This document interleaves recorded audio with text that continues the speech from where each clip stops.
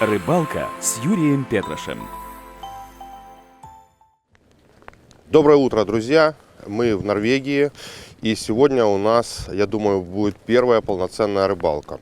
Вчера мы с утра приехали, немножко удалось половить с берега, потом мы вышли большой шумной компанией и провели маленькую экскурсию, побывали в разных местах, везде по чуть-чуть половили, везде по чуть-чуть поймали, и сегодня уже после вчерашней небольшой тренировки мы выходим на ту рыбалку, на которой уже можно сосредоточиться.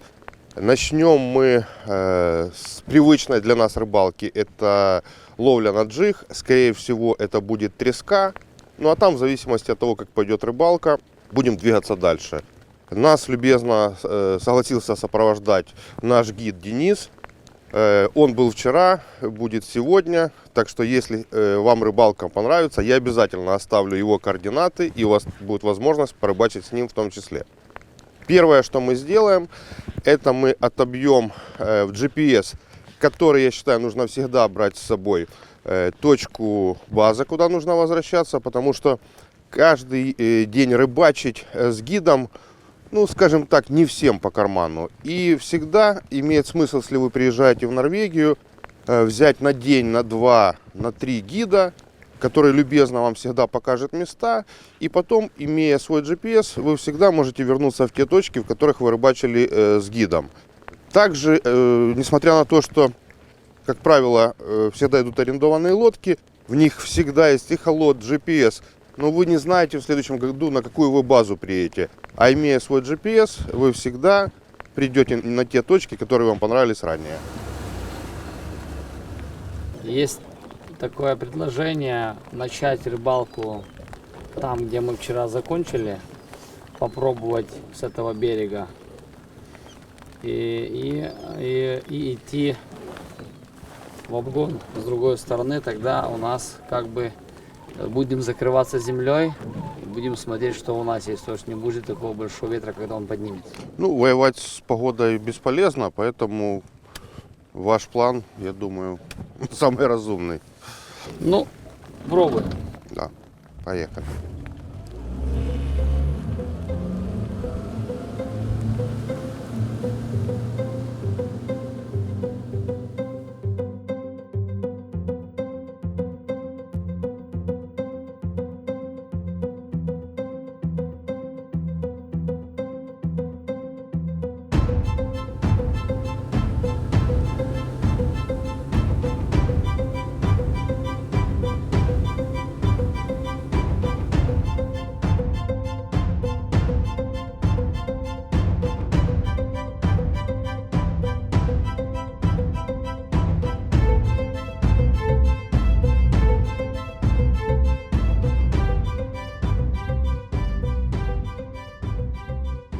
Так, итак, мы прибыли на первое место. Здесь по нынешним меркам это меляк, глубина 12-20 метров.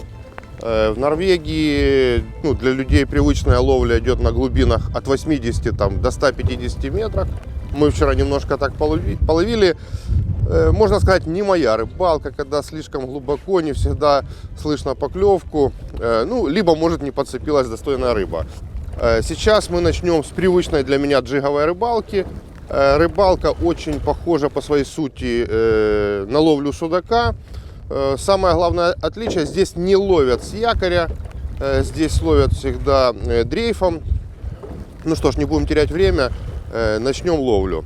Вес, который здесь используется, как правило, это 70, 100, 120 грамм. Несмотря на то, что на такой глубине мы ловим гораздо меньшими весами. Я приготовил груз 75 грамм, свою любимую приманку, в данном случае это ларва 4,5 дюйма в 8 цвете. Ну, начнем ловлю. Куда нас несет?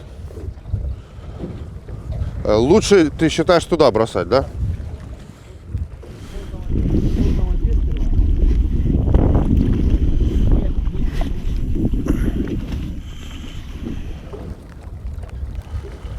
Две вещи я не люблю в рыбалке больше всего, ну, как и все остальные.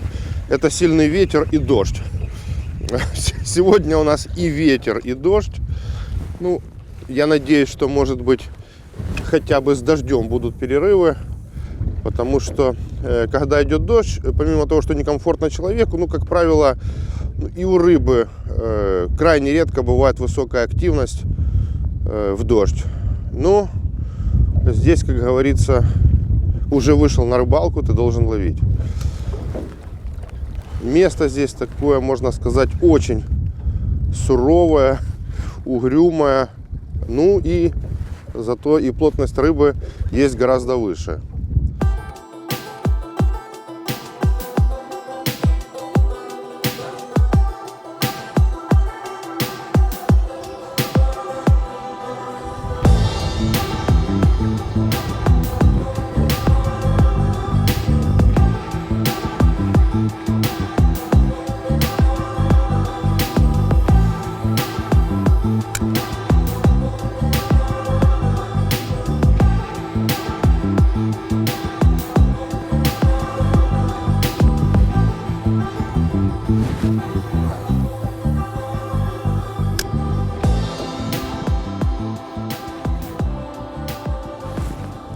О!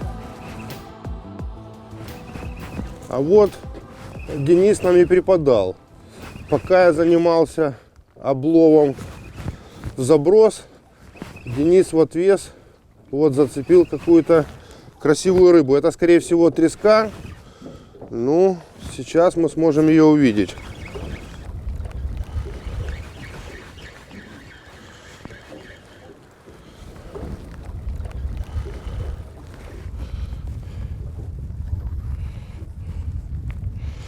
Да, морская рыба борется, конечно, очень сильно. Да, это хорошая треска, которая с большим удовольствием съела приманку Дениса.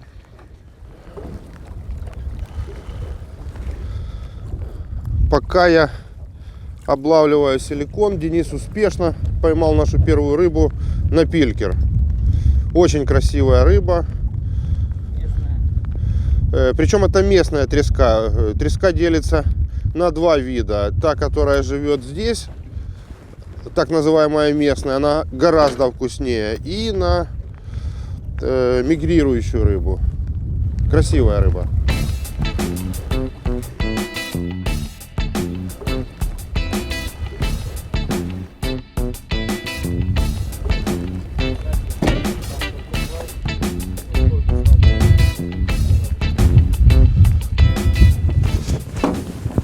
Сейчас, пока я пытаюсь поймать на силикон, Денис поймал на такой пилькер. Причем Денис относится к тем рыболовам, с которыми у меня похожее мышление. Сейчас пасмурно, темно, и он поставил вот пилькер черного цвета. Очень часто я в своих передачах говорил, что я тоже использую тот принцип, что когда темно, пасмурно, я ловлю на темные приманки, а когда ярко и солнечно, на яркие приманки. И вот было приятно встретить за несколько тысяч километров рыболова, который очень похоже думает. И я вам хочу сказать, что вот где бы я ни был, в какой точке мира, всегда, когда общаешься вот с рыболовами, всегда находишь нечто похожее, потому что в любом случае каждый рыболов делает вывод, и рыба в разных концах света, она в своих поведениях очень часто похожа, несмотря на виды. Я сейчас, конечно же, попробую поймать на силикон. Вчера мне удалось поймать одну треску на ларву, но если преимущество, с явным отрывом пойдет в сторону Дениса, то я, конечно же, с удовольствием тоже перейду на пилькер.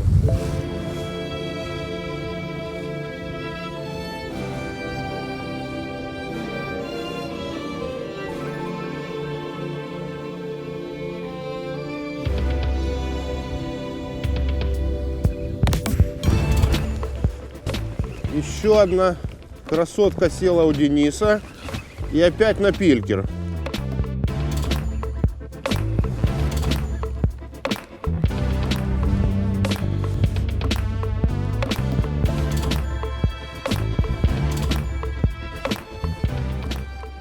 Да, в этот раз немножко поменьше, но это треска.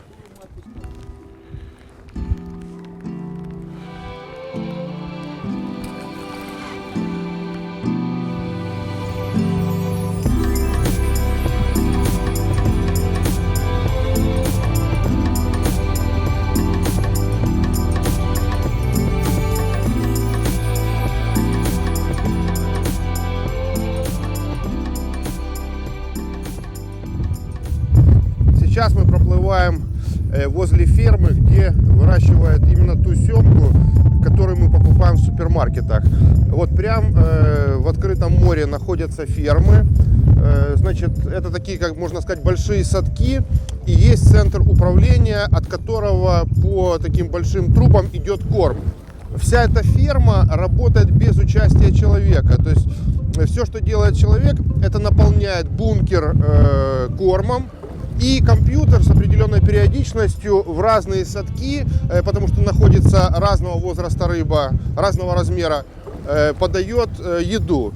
И вот таким вот образом, для нас как бы это дико, у нас бы уже там или браконьеры, или еще кто-то. Здесь абсолютно вот нет ни одного человека, пульт управления, и там раз в сутки или раз в двое суток, точно не знаю, сюда подается в бункер еда. И вот так в живой природе, можно сказать, выращивается та семга, которая является часто украшением нашего стола.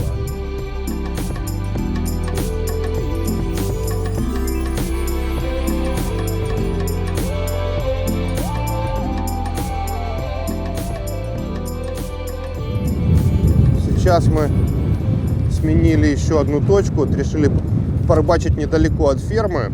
По закону можно рыбачить не ближе 100 метров. Вот мы отошли, наверное, метров 200 и попробуем поймать рыбу здесь.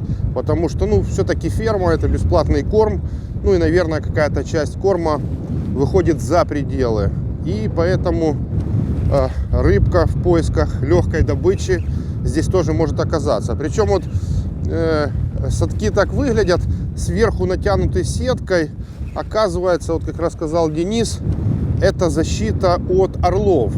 То есть, несмотря на хороший размер рыбы, орлы способны как бы эту рыбу поднимать и уносить к себе. Вот, поэтому все эти круглые садки сверху накрыты сеткой для того, чтобы убрать халявщиков.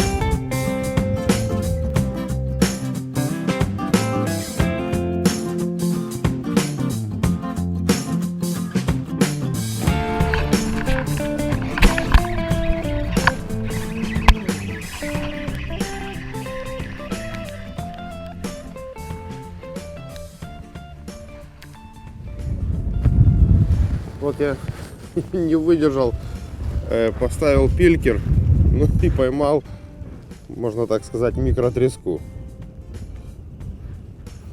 Это моя первая рыба сегодняшнего дня. Надеюсь, следующая будет в 10 раз больше.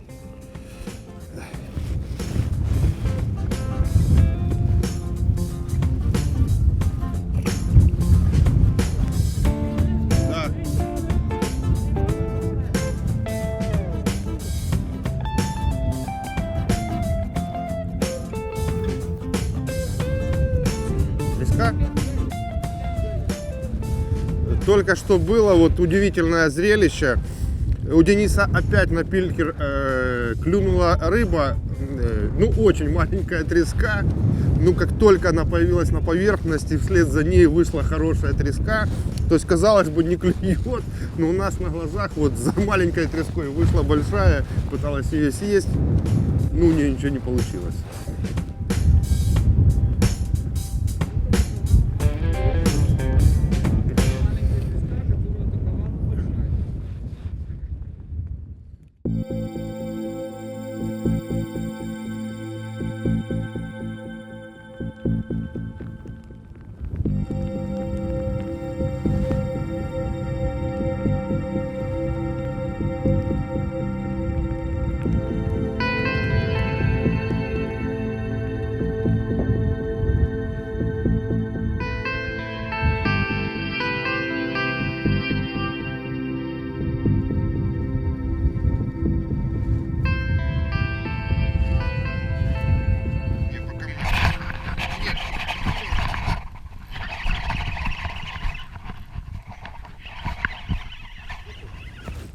А вот и уговорил я рыбку на свою ларвочку. Долго ни на что не клевала. Небольшая рыбка, но тем не менее приятно, когда в период бесклевья ты можешь уговорить на то, во что ты веришь.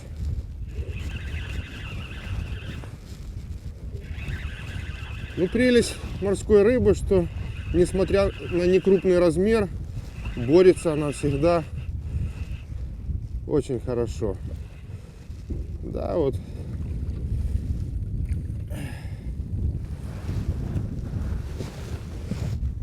Такая малышка съела нашу ларву. Причем удивительно, сейчас я ее отпущу, и сегодня что-то странное творится с погодой. С утра шел дождь. Вот. И ну нет клёва. Ну вот просто нет. Вот. И наш гид тоже в шоке. Ну, тем не менее, вот получилось уговорить рыбку. Ну, будем надеяться, может попозже рыбка включится.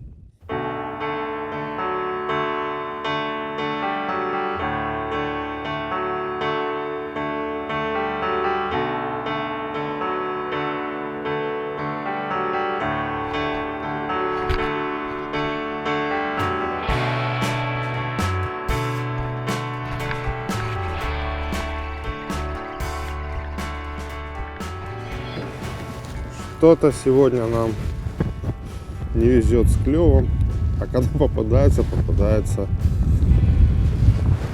вот такая мелочь. Несмотря на то, что приманка очень крупная, сейчас я вот поменял цвет, вот, ну совсем малюсенькая. Мы ее, конечно же, побыстрее отпустим.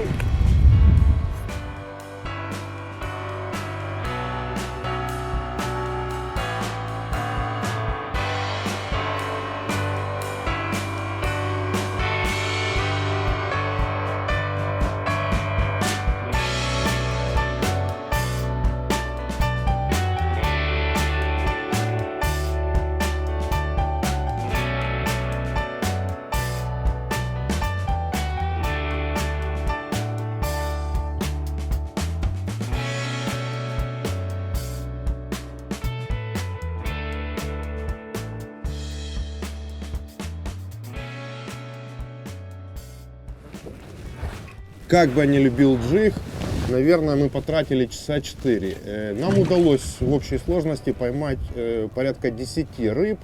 Но все эти рыбы были настолько мелкие, что ну, издеваться над мелочью не хочется. Поэтому сейчас мы будем менять тактику ловли.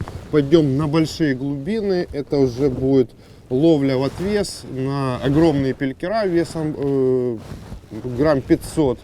И с подсадкой мяса рыбы на тройник. Попытаем удачу там. Получится это или нет, вы сможете увидеть через несколько минут.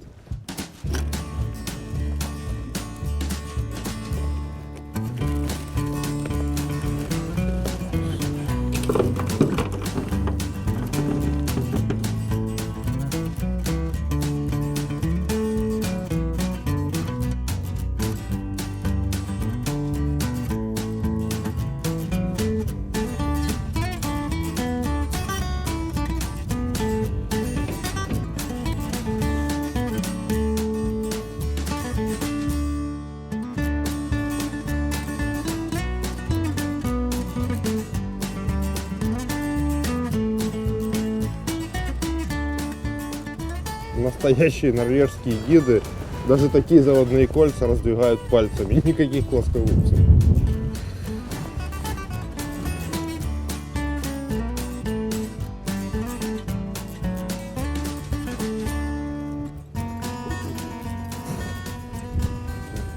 Сюда вот подвешивается ставритка, которую мы очень любим дома кушать копченой. Этот секрет, его никто не знает пока что. Да?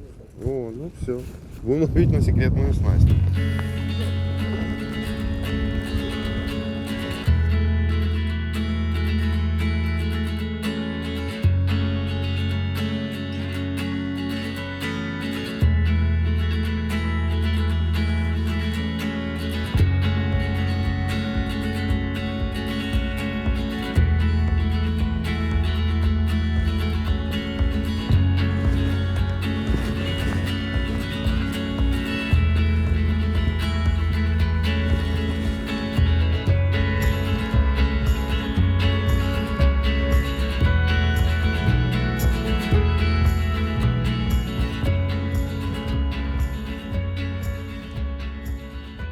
подобная ловля чем-то похожа на ловлю сома на квок. То есть здесь всегда тоже подыскивается горизонт, слегка покачивается наживка, ну, за счет естественного волнения. Вот. Ну и ждем поклевку. Причем, вот как рассказывал Денис, поклевки могут быть очень аккуратные, причем это может быть рыба любого размера, любая рыба. Ну, посмотрим, может нам повезет сегодня в этом виде ловли.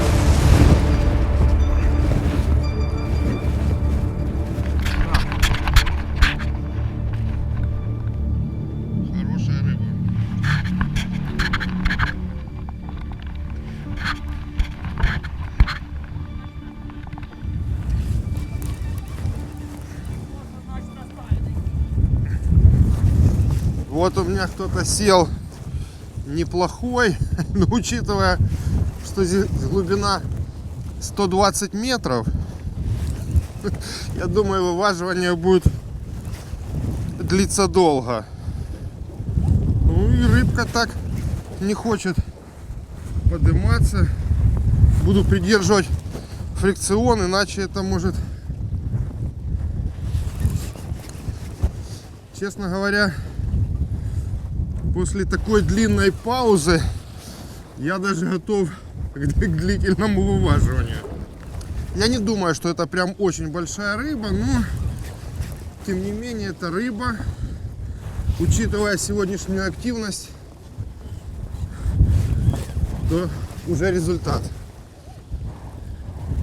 Ну и скажем так, это, пожалуй, моя первая рыба на подобную снасть. Ну, конечно, если я ее вытащу.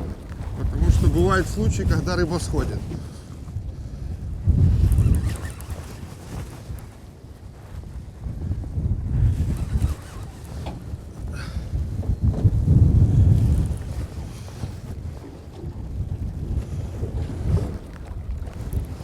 Пока идет вываживание, 3 раза поменялась погода. Вышло солнце. Сейчас оно может опять спрятаться. У нас с Денисом дуплет. Вот. Ну, интересно, одинаковая рыба будет или нет. О, вон у Дениса уже появилась. Ну, у Дениса моя появляется. Ну, у Дениса покрупнее.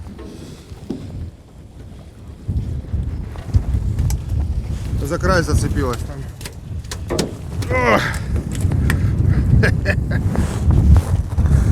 Ну, у профессионала рыба крупнее.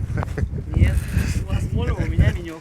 Ага, это минек, а это мольва.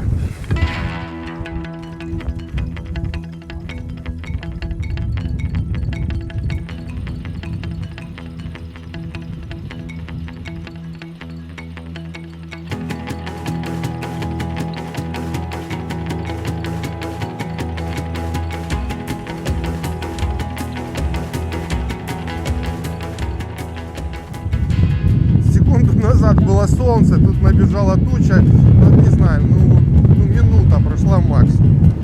Погода, конечно, жесть.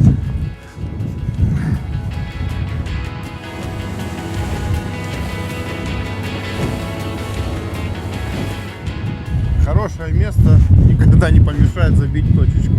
Потому что с гидом у нас, к сожалению, получится рыбачить не каждый день.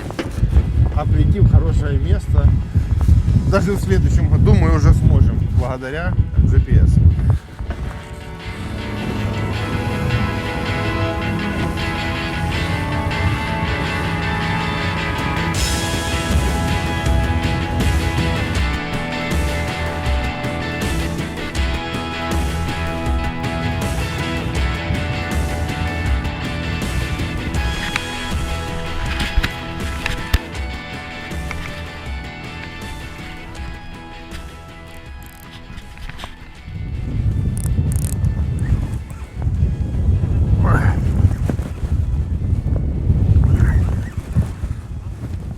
Выждали мы и выходили еще одну.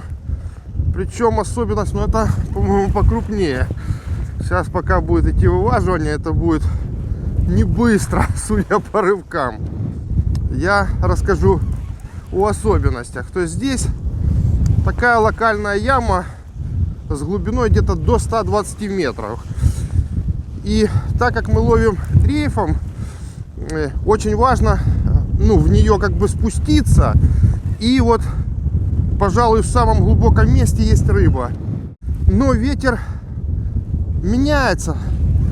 И не всегда удается пройти над самым глубоким местом. Ну, кто-то у меня там, кто-то вкусный, кто-то очень вкусный. Ух ты!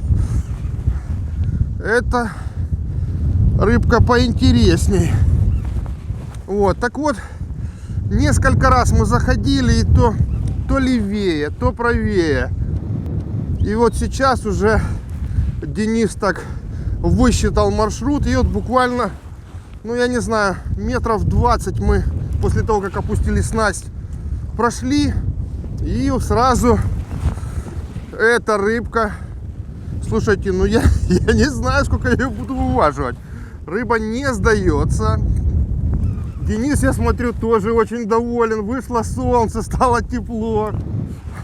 Вот. Ну и он, как любой гид, конечно же, переживает за то, чтобы его клиенты были с рыбой. Вот. Сразу рыбалка у нас не задалась. Но сейчас я не знаю, что там.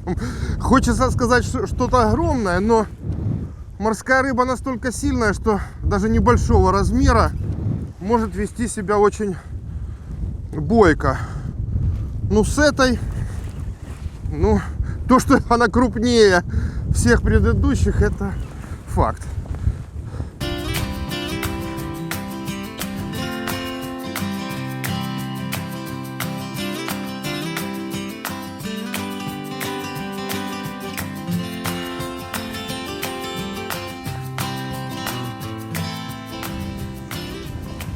Здесь без подготовки, конечно, руки отваливаются.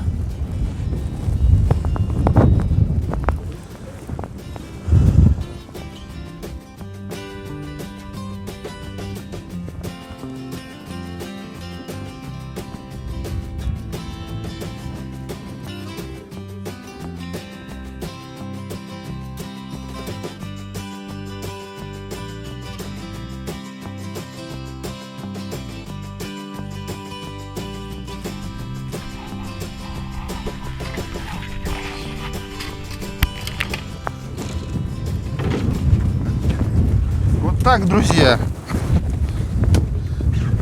Вот так, друзья.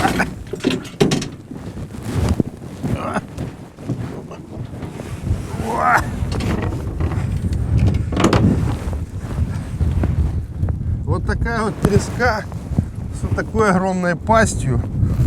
Вторая чуть поменьше, но я думал, что это одна рыба. Ну, я не знаю, Денис, сколько она весит?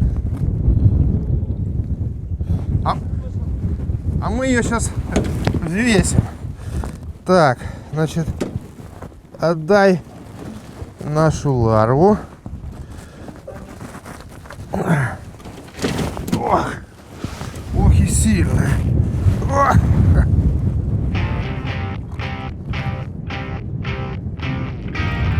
сейчас, друзья, узнаем, сколько она весит.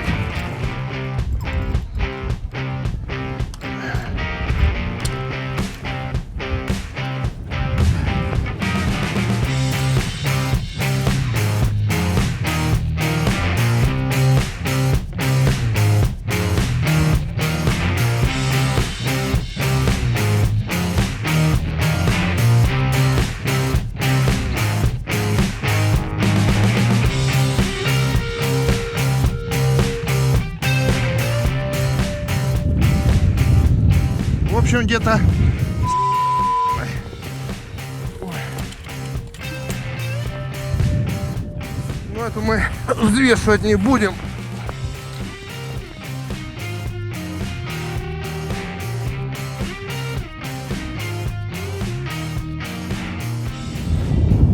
Особенность. Сегодня потратили полдня в поисках трески. Хотели поймать на джиг. Клевали не то что пистолеты, ну малек клевал откровенный. Хотя мы отловили на глубине 10-12 до 20 метров максимум. И тут, казалось бы, на глубине больше 100 метров вот такую красавицу удалось поймать. Ну,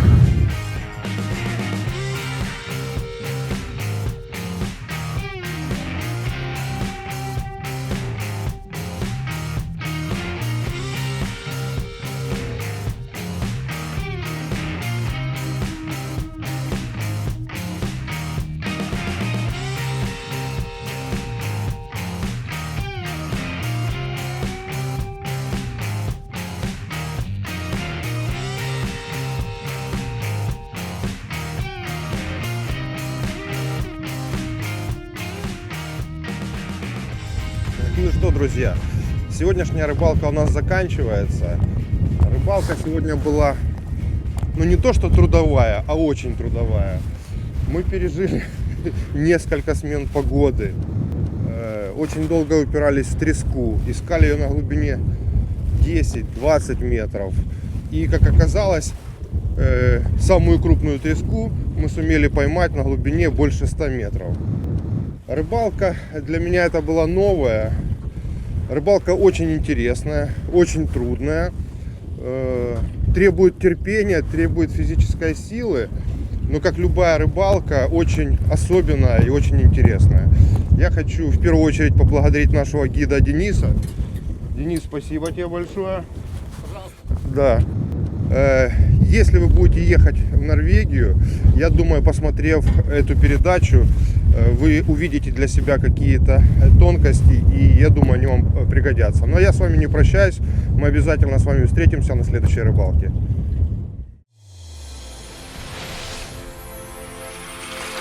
Рыбалка с Юрием Петрашем.